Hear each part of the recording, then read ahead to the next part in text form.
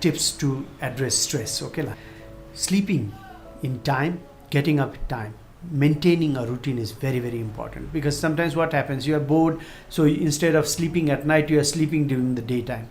So when at night, when everybody else is sleeping but you are not getting sleep because you slept during the daytime, so that actually there is no distraction, there is no visual distraction at night. So you are bored, you are not getting sleep, you are trying to sleep, nothing. So you tend to panic more at night. So avoid sleeping during the daytime. Take your meals in time. Now, I believe the food that is provided in quarantine is pretty nutritious. So nutritious food. Drink plenty of water. Engage yourself in some activity. Like I was saying, you can be reading a book, you can be writing a journal, you can be writing a blog, you might be, if you have access to maybe computer and all, you can try so many things nowadays. I don't think you should be able to get bored just like that.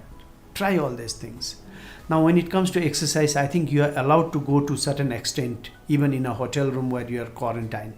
Do some exercise. Even inside the room, you can do sit-ups, you can do all those, like as young people, we are made to do those PT, jumping here and there. We can do that. We can do yoga.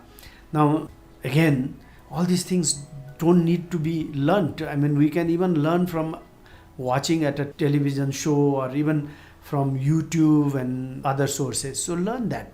This is the time when we can actually use this as an opportunity to learn things that you never did before. And then as much as possible, try to avoid yourself exposing to too much of social media, because nowadays social media is bombarded with too much information. Some people are not able to take in so much of information. You get overwhelmed. After sometimes what happens is all this here dying, there dying, that actually brings a lot of negative emotion in us and we feel quite frustrated. What the hell is happening? That sort of a feeling. So we should try and avoid getting exposed to this.